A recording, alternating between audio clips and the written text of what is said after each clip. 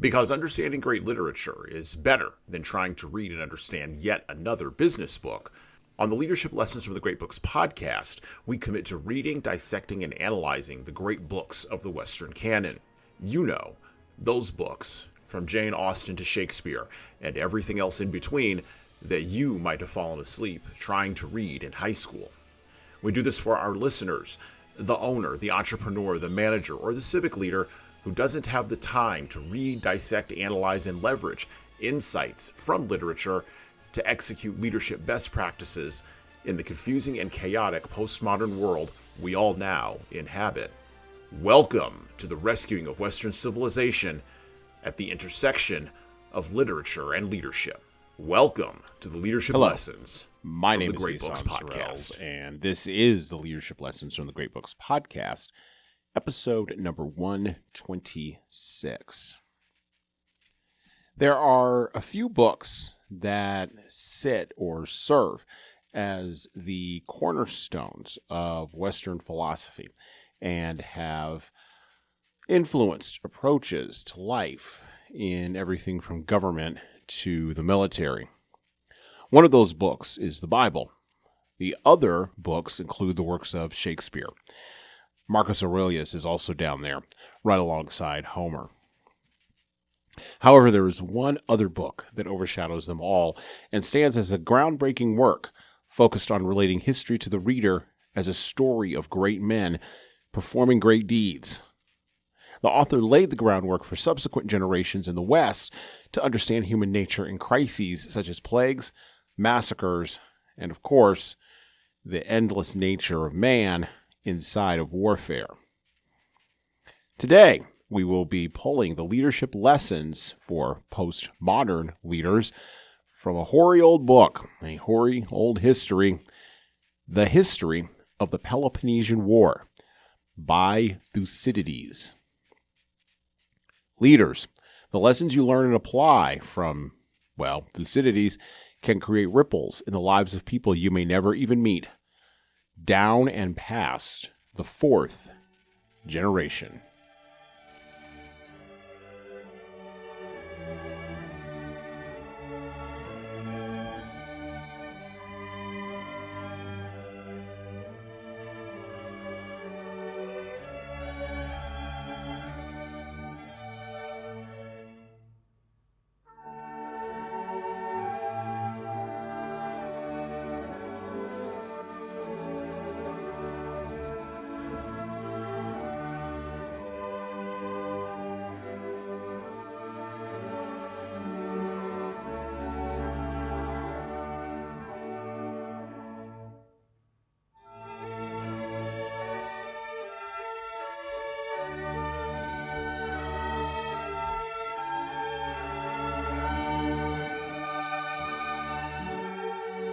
And we pick up with the history of the Peloponnesian War.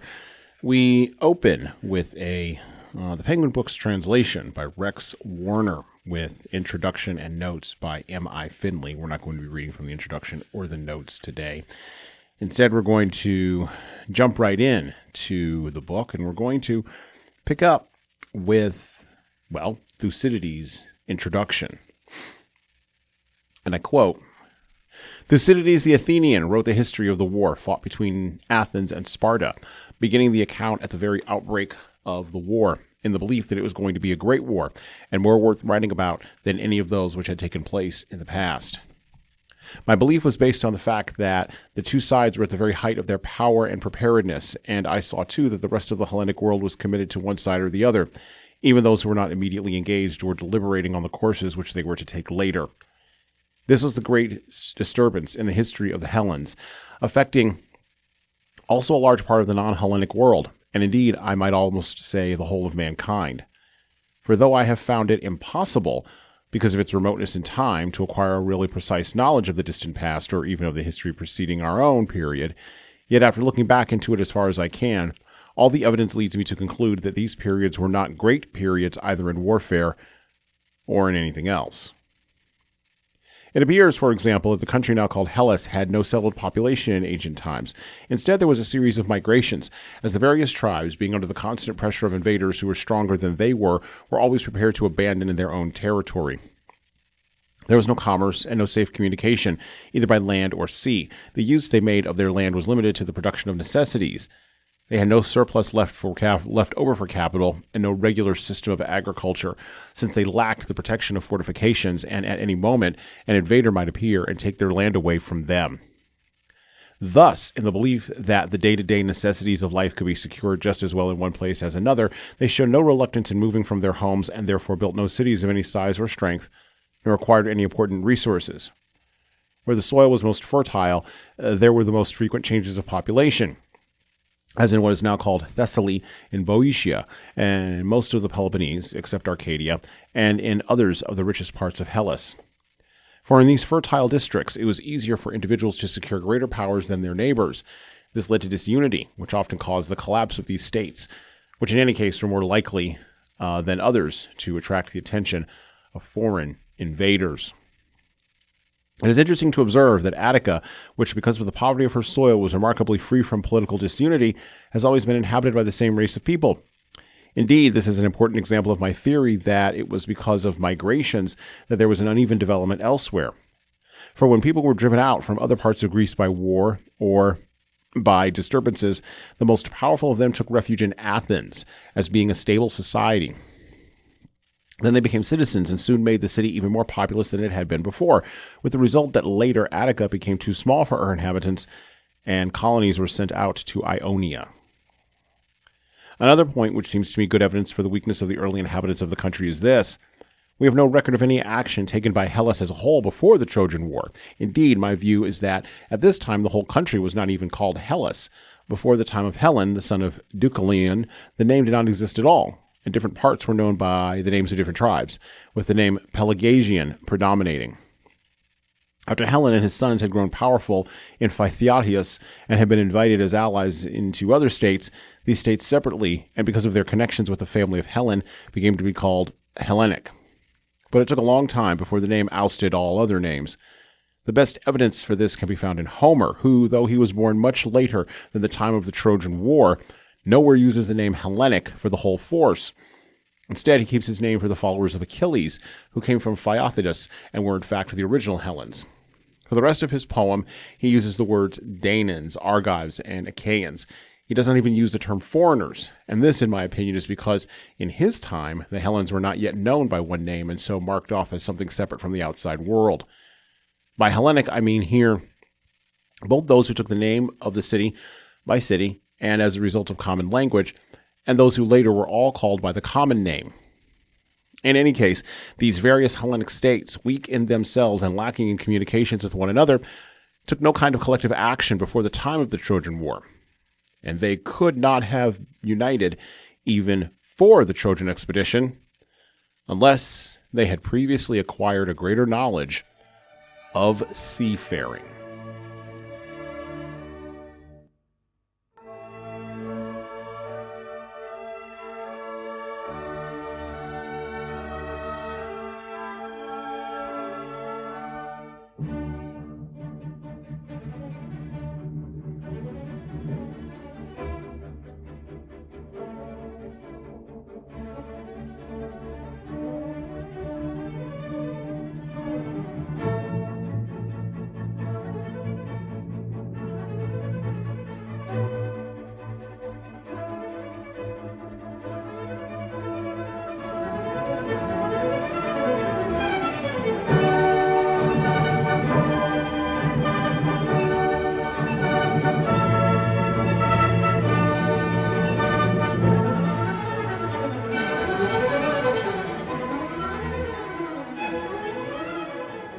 So let's take a look at the life of our author, Thucydides.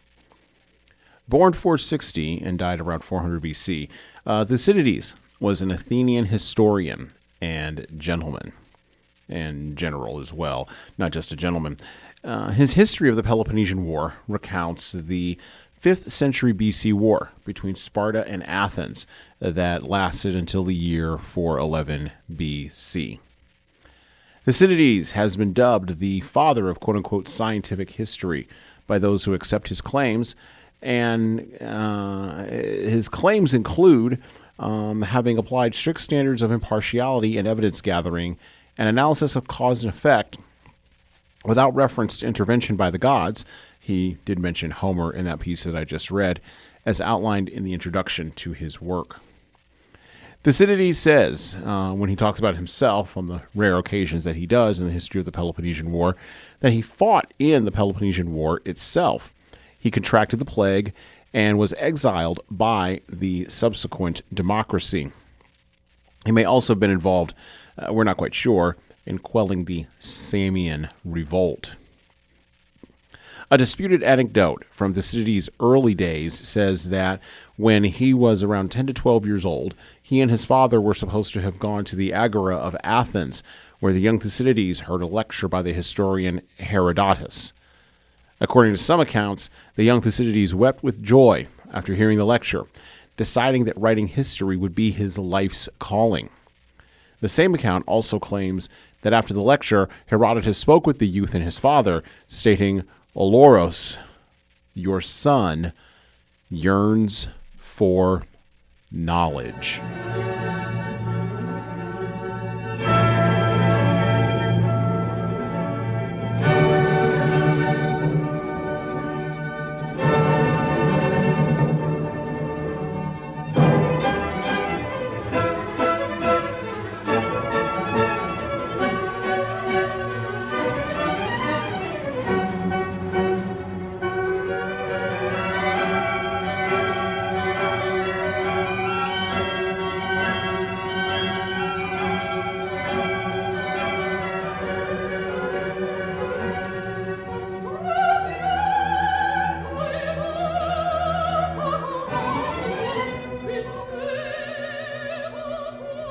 Oloros, your son yearns for knowledge.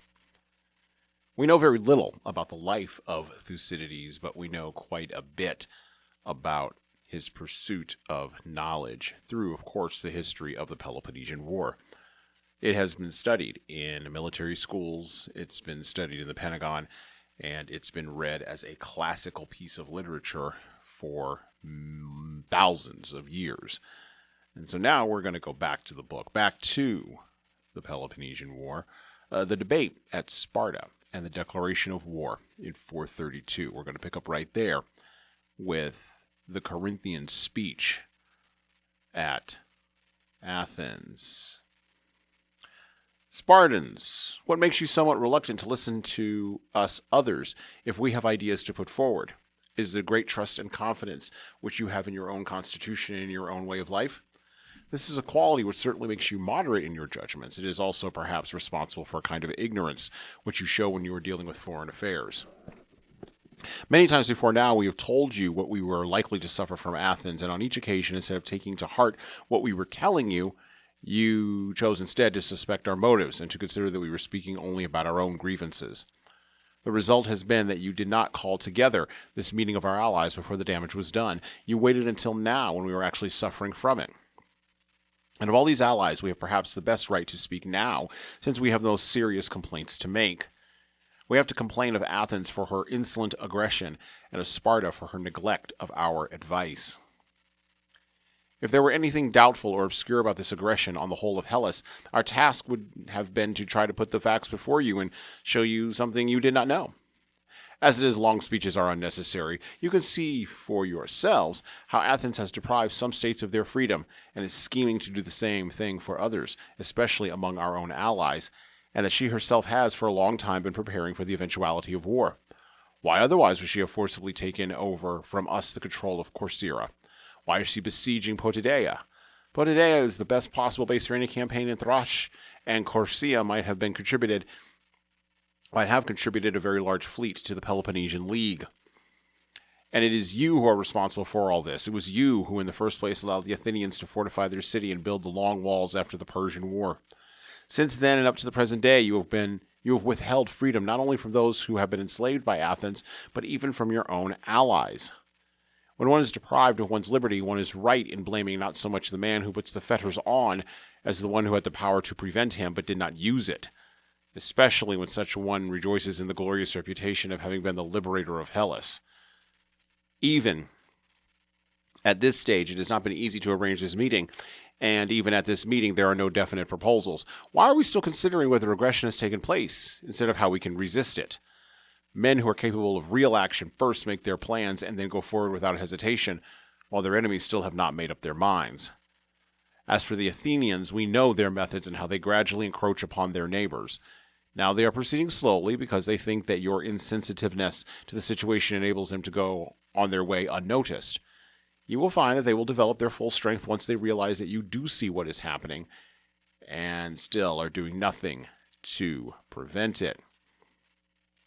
You Spartans are the only people in Hellas who wait calmly on events, relying for your defense not on action but on making people think you will act.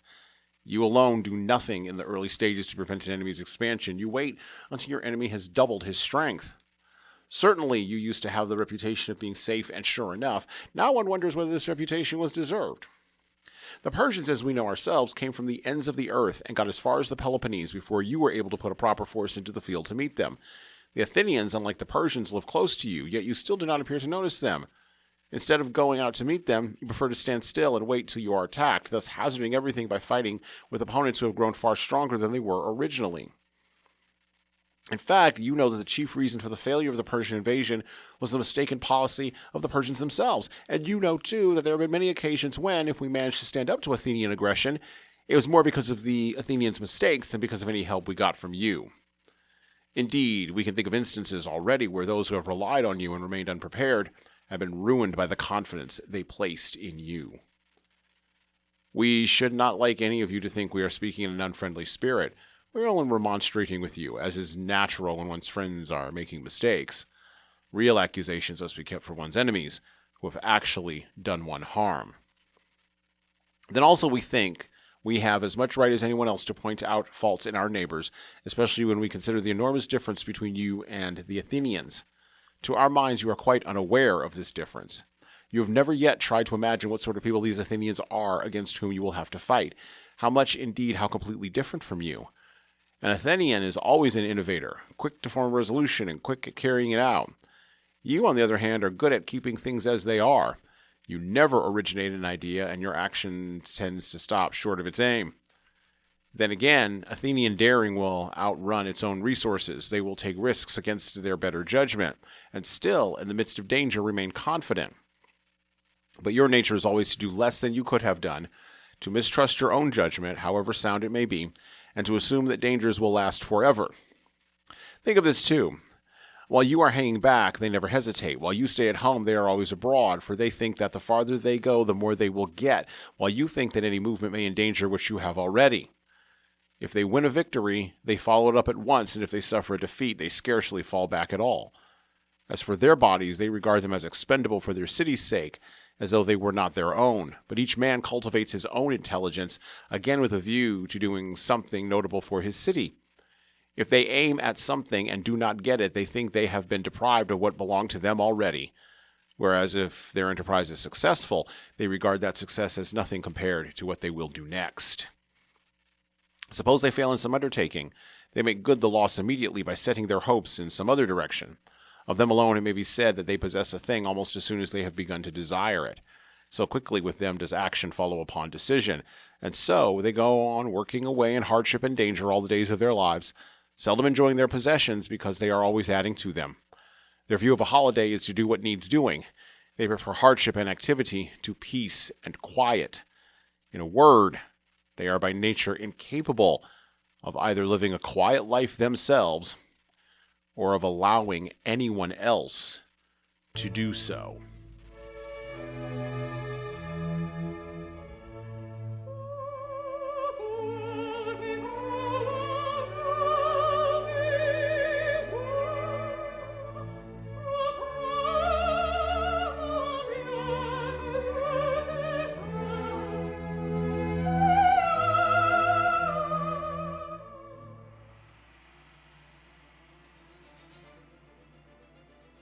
Hello. So I'm going to do some shilling here, and hopefully this will be a pause in our riveting conversation for you. I have an offer for you. My most recent book is 12 Rules for Leaders, The Foundation of Intentional Leadership. It's available in paperback, hardcover, or as an ebook on Amazon, Barnes & Noble, Kobo, and any other place you order books. Now, in this book, I address the 12 leadership areas that I have found leaders need to be the most intentional in to be the type of leader followers actually want to follow. From establishing a foundation of leading teams through managing conflict effectively, all the way through leading teams through change, knowing what to do and why to do it can help readers, like the ones listening to this show, become better leaders. Look, reading this book and living it is like getting coaching from me directly without having to pay my full coaching rate. Head on over to leadershiptoolbox.us, that's leadershiptoolbox.us, and scroll down the homepage and click on the Buy Now button to purchase in hardcover, paperback, and Kindle format on Amazon 12 Rules for Leaders, the foundation for intentional leadership. And that's it for me. Now back to the show.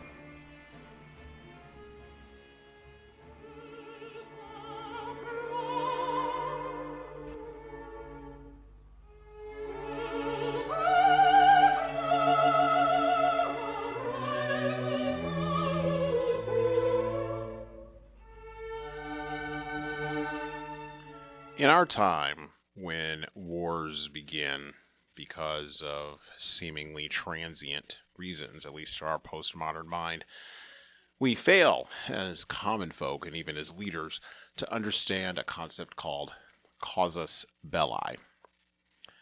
In the run-up to the Peloponnesian War, the casus belli was as follows, according to Thucydides, and I quote, "Both the Athenians and the Peloponnesians already had grounds of complaint against each other. The grievance of Corinth was that the Athenians were besieging her own colony of Potidaea with Corinthians and other Peloponnesians in the place. Athens, on the other hand, had her own grievances against the Peloponnesians. They had supported the revolt of a city, which was in alliance with her, and which paid her tribute, and they had openly joined the Potidaeans in fighting against her." Close quote. Casus belli even applies now with the Ukraine war with Russia and the Israeli-Palestinian, Israeli versus Arab, Israeli versus Lebanon and Iran war going on right now in the Middle East. The reasons men have for war are many, but they can usually be divided into two categories: stated reasons and hidden reasons.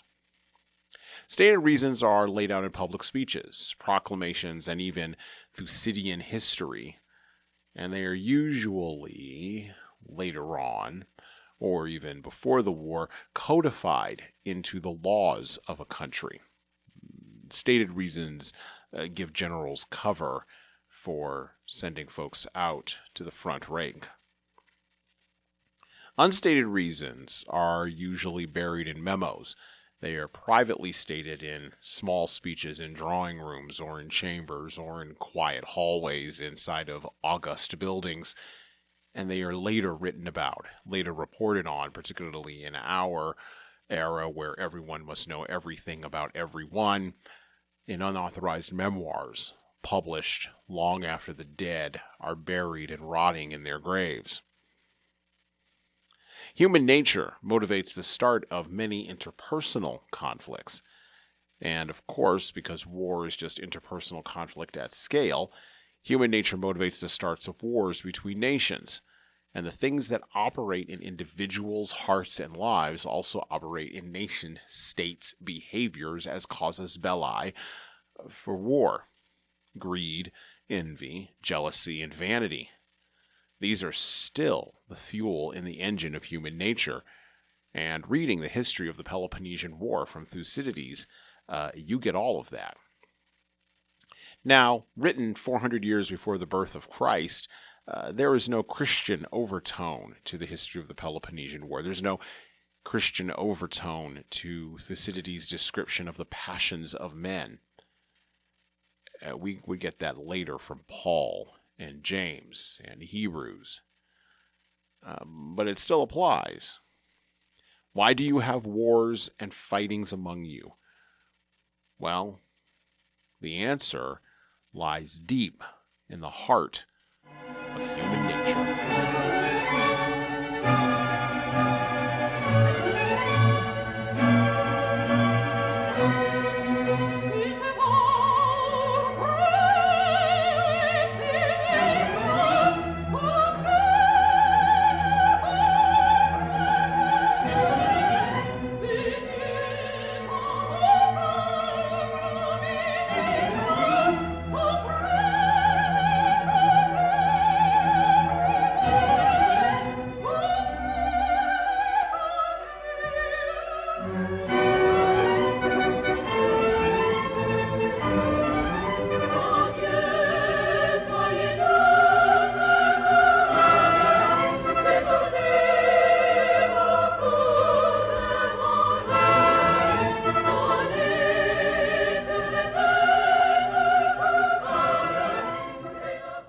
back to the book, back to the history of the Peloponnesian War. We're going to pick up with probably the most famous funeral oration in the history of the Western world, and we're going to read probably, if not all of it, at least most of it. Pericles was the commander of the city of the forces of the city of Athens, and he was required to deliver a funeral oration. This is something that happened in the classical Greek world and in the classical world period in the West. And it is the most famous funeral oration probably in Western history. And we'll talk a little bit more about it after we read it. So you're going to want to settle in for this. Pericles' funeral oration. In the same winter, the Athenians, following their annual custom, gave a public funeral for those who had been the first to die in the war. These funerals are held in the following way. 2 days before the ceremony, the bones of the fallen are brought and put in a tent which has been erected, and people make whatever offerings they wish to their own dead. Then there is a funeral procession in which coffins of cypress wood are carried on wagons. There is one coffin for each tribe, which contains the bones of the members of that tribe. One empty bier is decorated and carried in the procession. This is for the missing, whose bodies could not be recovered. Everyone who wishes to, both citizens and foreigners, can join the procession, and the women who are related to the dead are there to make their laments at the tomb. The bones are laid at the public burial place, which is the most beautiful quarter outside the city walls. Here the Athenians always bury those who have fallen in war. The only exceptions is those who died at Marathon, who, because their achievement was considered absolutely outstanding, were buried on the battlefield itself. When the bones have been laid in the earth, a man chosen by the city for his intellectual gifts and for his general reputation makes an appropriate speech in praise of the dead, and after the speech all depart. This is the procedure at these burials, and all through the war. When the time came to do so, the Athenians followed this ancient custom. Now, at the burial of those who were the first to fall in the war, Pericles, the son of Xanthopus, was chosen to make the speech. When the moment arrived, he came forward from the tomb, and standing on a high platform, so that he might be heard by as many people as possible in the crowd, he spoke as follows. Quote, Many of those who have spoken here in the past have praised the institution of this speech at the close of our ceremony. It seemed to them a mark of honor to our soldiers who have fallen in war that a speech should be made over them. I do not agree. These men have shown themselves valiant in action, and it would be enough, I think, for their glories to be proclaimed in action, as you have just seen it done at this funeral organized by the state. Our belief in the courage and manliness of so many should not be hazarded on the goodness or badness of one man's speech. Then it is not easy to speak with a proper sense of balance when a man's listeners find it difficult to believe in the truth of what one is saying. The man who knows the facts and loves the dead may well think that an oration tells less than what he knows and what he would like to hear. Others who do not know so much may feel envy for the dead and think the orator overpraises them when he speaks of exploits that are beyond their own capacities. Praise of other people is tolerable only up to a certain point, the point where one still believes that one could do oneself some of the things one is hearing about. Once you get beyond this point, you will find people becoming jealous and incredulous. However, the fact is that this institution was set up and approved by our forefathers, and it is my duty to follow the tradition and do my best to meet the wishes and the expectations of every one of you. I shall begin by speaking about ancestors, since it is only right and proper on such an occasion to pay them the honor of recalling what they did. In this land of ours, there have always been the same people living from generation to generation up till now, and they, by their courage and their virtues, have handed it on to us a free country. They certainly deserve our praise. Even more so do our fathers deserve it, for to the inheritance they have received they added all the empire we have now, and it was not without blood and toil that they handed it down to us of the present generation. And we ourselves, assembled here today, who are mostly in the prime of life, have, in most directions, added to the power of our empire and have organized our state in such a way that it is perfectly well able to look after itself both in peace and in war. I have no wish to make a long speech on subjects familiar to you all, so I shall say nothing about the warlike deeds by which we acquired our power, or the battles in which we or our fathers gallantly resisted our enemies, Greek or foreign. What I want to do in the first place, to discuss the spirit in which we faced our trials and also our constitution and the way of life which has made us great. After that, I shall speak in praise of the dead, believing that this kind of speech is not inappropriate to the present occasion, and that this whole assembly of citizens and foreigners may listen to it with advantage. Let me say that our system of government does not copy the institutions of our neighbors. It is more the case of our being a model to others than of our imitating anyone else. Our constitution is called a democracy because power is in the hands not of a minority, but of the whole people. When it is a question of settling private disputes, everyone is equal before the law. When it is a question of putting one person before another in positions of public responsibility, what counts is not membership of a particular class, but the actual ability which the man possesses. No one, so long as he has it in him to be of service to the state, is kept in political obscurity because of poverty. And just as our political life is free and open, so is our day-to-day life and our relations with each other. We do not get into a state with our next-door neighbor if he enjoys himself in his own way, nor do we give him the kind of black looks which, though they do no real harm, still do hurt people's feelings. We are free and tolerant in our private lives, but in public affairs, we keep to the law. This is because it commands our deep respect. We give our obedience to those whom we put in positions of authority, and we obey the laws themselves, especially those which are for the protection of the oppressed, and those unwritten laws which is an acknowledged shame to break. And here is another point. When our work is over, we are in position to enjoy all kinds of recreation for our spirits. There are various kinds of contests and sacrifices regularly throughout the year. In our own homes, we find beauty and good taste, which delight us every day, which drive away our cares. Then the greatness of our city brings in it about all the good things from all over the world that flow into us, so that to us it seems just as natural to enjoy foreign goods as our own local products. Then there is a great difference between us and our opponents in our attitude towards military security. Here are some examples. Our city is open to the world, and we have no periodical deportations in order to prevent people observing or finding out secrets which might be of military advantage to the enemy. This is because we rely not on secret weapons, but on our own real courage and loyalty.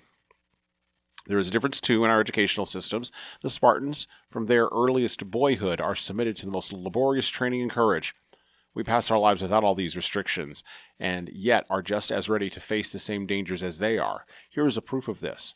When the Spartans invade our land, they do not come by themselves, but bring their allies with them, whereas we, when we launch an attack abroad, do the job by ourselves, and though fighting on foreign soil, do not often fail to defeat opponents who are fighting for their own hearths and homes.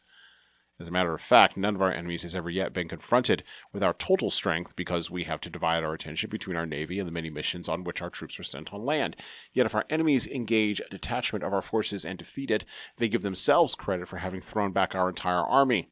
Or if they lose, they claim that they were beaten by us in full strength. There are certain advantages, I think, to our way of meeting danger voluntarily, with an easy mind instead of with laborious training, with natural rather than with state-induced courage. We do not have to spend our time practicing to meet sufferings which are still in the future, and when they are actually upon us, we show ourselves just as brave as those who are always in strict training. This is one point which, I think, our city deserves to be admired. There are also others. Our love of what is beautiful does not lead to extravagance. Our love of things of the mind does not make us soft. We regard wealth as something to be properly used rather than as something to boast about. As for poverty, no one need be ashamed to admit it. The real shame is in not taking any practical measures to escape from it. Here, each individual is interested not only in his own affairs, but in the affairs of the state as well. Even those who are mostly occupied with their own business are extremely well informed on general politics. This is a peculiarity of ours. We do not say that a man who takes no interest in politics is a man who minds his own business. We say that he has no business here at all. We Athenians in our own persons take our decisions on policy or submit them to proper discussions, for we do not think that there is an incompatibility between words and deeds. The worst thing is to rush into action before the consequences have been properly debated, and this is another point where we differ from other people. We are capable at the same time of taking risks and estimating them beforehand. Others are brave out of ignorance, and when they stop to think, they begin to fear. But the man who can most truly be accounted brave is he who best knows the meaning of what is sweet in life and of what is terrible, and then goes out undeterred to meet what is to come.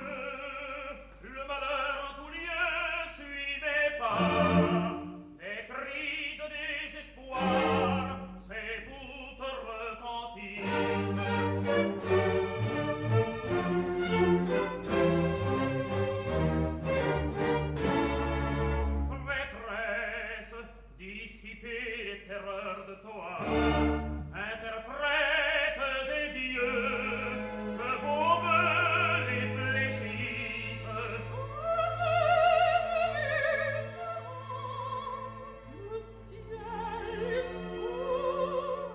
Before we begin our analysis of Pericles' funeral oration, which is the classic example of political oratory, ranking highly alongside other political oratory in the long and sordid history of the West, we need to deliver another oration. President Lincoln delivered the 272-word Gettysburg Address on November 19, 1863, on the battlefield near Gettysburg, Pennsylvania. Channeling Pericles, he said this: 7 years ago, our fathers brought forth on this continent a new nation, conceived in liberty and dedicated to the proposition that all men are created equal. Now we are engaged in a great civil war, testing whether that nation, or any nation so conceived and so dedicated, can long endure. We are met on a great battlefield of that war. We have come to dedicate a portion of that field as the final resting place for those who here gave their lives, that a nation might live. It is altogether fitting and proper that we should do this, but in a larger sense we cannot dedicate, we cannot consecrate, we cannot hallow this ground. The brave men, living and dead, who struggled here have consecrated it far above our poor power to add or detract. The world will little note nor long remember what we say here, but it can never forget what they did here. It is for us, the living, rather, to be dedicated here to the unfinished work which they who fought here have thus so far so nobly advanced. It is rather for us to be here dedicated to the great task remaining before us, that from these honored dead we take increased devotion to that cause for which they here gave the last full measure of devotion, that we here highly resolve that these dead shall not have died in vain, that this nation under God shall have a new birth of freedom, and that government of the people, by the people, for the people, shall not perish from the earth. The Gettysburg Address is the American example of funeral oration, short and to the point. We didn't even get through a third of Pericles' funeral oration, created for a different time of potentially longer attention spans. Richard Ned Lebo, an American political scientist, characterized Thucydides as, quote, the last of the tragedians, stating that, and I quote, Thucydides drew heavily on epic poetry and tragedy to construct his history, which not surprisingly is also constructed as a narrative. Pericles' funeral oration stands as an example of such epic poetry. There is a monumental challenge, as Lincoln and Pericles would have recognized, to speaking over the dead. How do you actually define what people have done when they have given the last full measure that they can give in this world, which is their lives? How do you define such a sacrifice? How do you place it in the pantheon of sacrifice on offer? How do you inspire those who are living, and how do you get them to think differently about those who are dead? The challenge of speaking over the dead and managing not to make it maudlin and overly sentimental or crass and overly hard was equally matched by Abraham Lincoln. Lincoln and Pericles both stand as examples of long-form funeral oration, and there have been none better in the time since. Maybe that's because we've lost the ability, whether it be Christian or pagan, we've lost the ability to place the appropriate context of our lives within a much larger hierarchical order. And as leaders, we have a responsibility to realize not that our egos are fragile, Pericles would have acknowledged that, but we have the responsibility to acknowledge that our lives, while seemingly precious and overall meaningful to us, in the long pantheon in history, might indeed be meaningless unless we can serve to give them meaning by actually sacrificing for the things that matter. This is our current struggle with meaning in the West, and we've covered that on this podcast before. We are currently in a meaning crisis. I think we're about to turn the corner of it. I hope we're about to turn the corner of it. And Pericles' funeral oration and Abraham Lincoln's oration at Gettysburg give us examples of what others may say about us, or examples of what others may not say about us, if we don't get our act together before there's no more time left to even remotely think about getting it together.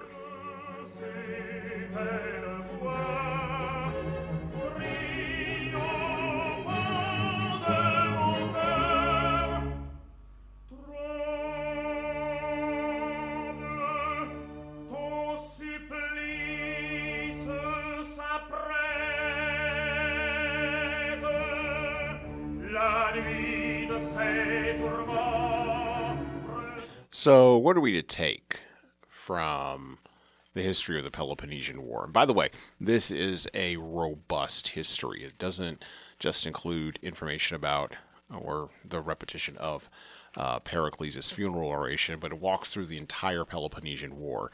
The operations in Sicily and Greece, the end of Plataea, the Brasidius in Thrace. Brasidius captures Amphipolis. What else? Let's see. Negotiations between Athens and Argos.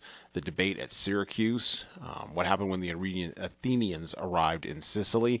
The debate at Camarina. I mean, this is a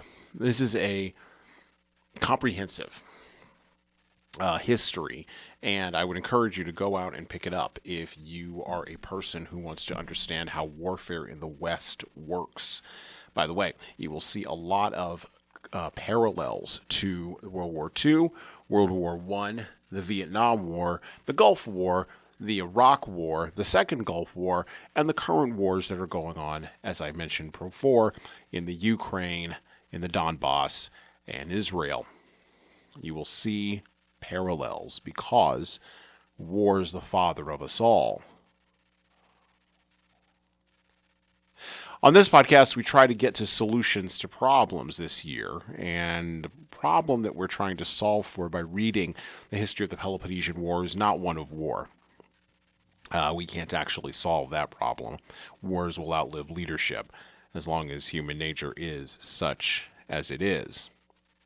The problem we're looking to solve by reading the history of the Peloponnesian War, at least the problem that leaders should be seeking to solve by reading the history of the Peloponnesian War, by trudging through Pericles' funeral oration, such as it were, the lesson that they are trying to pull from the text is this. History, philosophy, and theology used to matter more as tools for explaining the vagaries of our human nature under fire than psychology ever did. Matter of fact, I would argue that for all of the insights that psychologists have generated over the course of the last 100 years, they still don't beat the insights you can get about human nature from history. We like to say that we're smarter because we can actually go inside of people's motivations, but I'm not quite sure that's true. In our current bureaucratic era in the West, where we are ruled over by scientific managerial apparatchiks, we have successfully separated people who think about warfare, even if they have medals on their breast, from the people who actually do the fighting. Think about it. How many philosophers do you know who go to war, or who are even in blue-collar roles, such as carpentry or plumbing or electricity? And how many carpenters or electricians or plumbers do you know who read deep philosophy?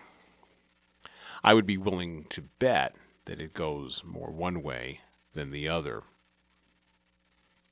And this is a real problem because the managerial class who leads the action-oriented doers, or at least gives them orders, becomes puffed up by its own ego and its hubris and arrogance, which can allow it to leave its ivory tower of scientific managerialism, descend deep into the trenches, and get its hands dirty.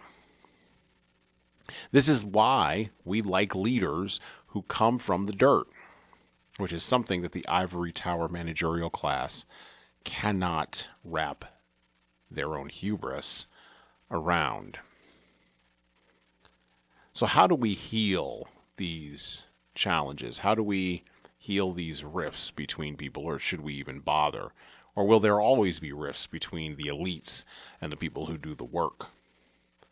Folks wiser than me would, of course, say, yes, there will always be these rifts, and you can't get rid of them, Jesan, but I live in vainglorious hope.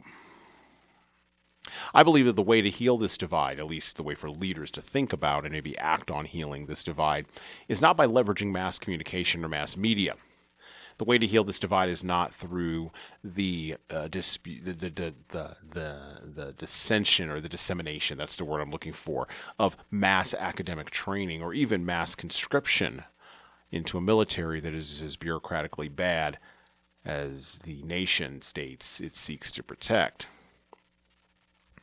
I believe that the way to heal the divide between the ego-driven, scientific, managerial apparatchik and the doer on the ground with their hands, the way to heal this divide is for families to abandon cities, move back to the land, and for fathers and mothers alike, alongside their children, or their children alongside them, to start learning how to work with their hands again, start getting back into the dirt. Teach the children this. Teach them well. Teach them how to raise the chickens and the ducks and the horses. Teach them how to hammer the nails and saw the wood. The leaders that will come from those places will be able to deliver funeral oratory that will be stirring and uplifting and won't sound hollow or pointless because it will actually have hard experience embedded underneath it. And well, that's it for me. Thank you for listening to the Leadership Lessons from the Great Books podcast today. And now that you've made it this far, you should subscribe to the audio version of this show on all the major podcast players, including Apple iTunes, Spotify, YouTube Music, and everywhere else where podcasts are available. There's also a video version of our podcast on our YouTube channel. Like and subscribe to the video version of this podcast on the Leadership Toolbox channel on YouTube.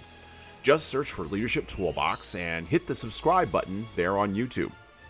And while you're doing that, leave a 5-star review if you like what we're doing here on Apple, Spotify, and YouTube.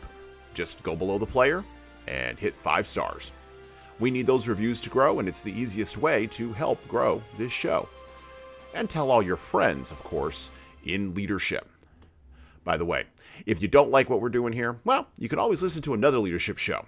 There are several other good ones out there. At least that's what I've heard. All right. Well, that's it for me.